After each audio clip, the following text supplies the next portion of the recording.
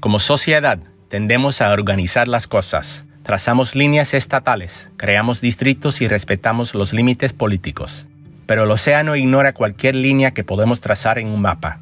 La índole transfronteriza de los océanos y los animales que cruzan jurisdicciones ocurre en el 71% de la superficie de la Tierra.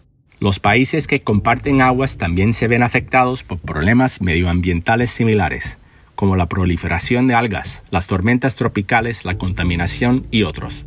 Debido a esto, solo tiene sentido que los gobiernos vecinos colaboren. Los esfuerzos de cooperación son fundamentales en las ciencias del mar.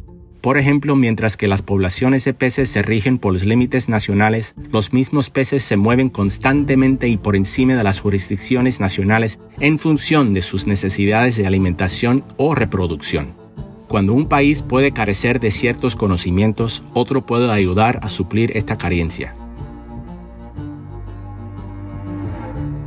La diplomacia científica oceánica puede darse en dos vías paralelas. En primer lugar, la colaboración entre científicos reúne a los científicos a través de proyectos de investigación conjuntos para encontrar soluciones a los mayores problemas del océano. En segundo lugar, la ciencia para el cambio de políticas. Mediante la aplicación de los nuevos datos y la información desarrollada a través de la colaboración científica, los científicos pueden educar a los decisores sobre el estado de las costas cambiantes y animarles a que cambien las políticas para un futuro más sostenible.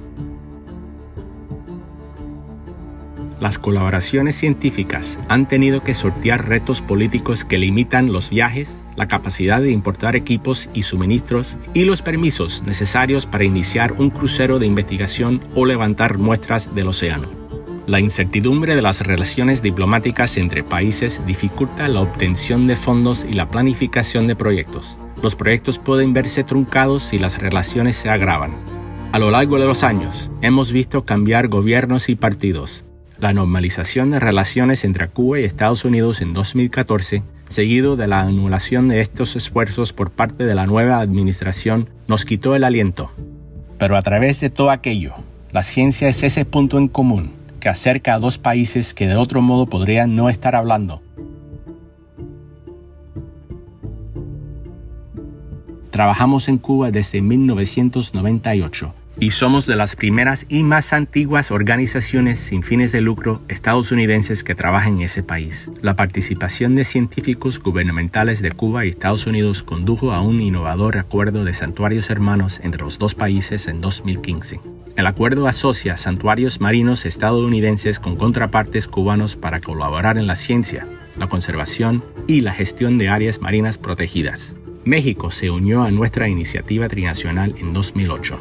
La iniciativa actúa como una plataforma neutral para que los científicos y funcionarios gubernamentales avancen la ciencia marina. Nuestra perseverancia llevó a la creación de la Red de Áreas Marinas Protegidas del Golfo de México, o Red Golfo, en 2017, cuando México se unió a la iniciativa regional. Red Golfo proporciona una plataforma para que los administradores de áreas marinas protegidas compartan datos y lecciones aprendidas para prepararse y responder mejor a los cambios y amenazas que pueda enfrentar la región. Un Golfo y Caribe sanos estimulan una economía sana. Promovemos un sistema más sólido de administración para proteger este recurso regional. La acidificación de los océanos es un tema que también trasciende la política, ya que impacta a todos los países por igual, independientemente de la escala de las emisiones de carbono de un país.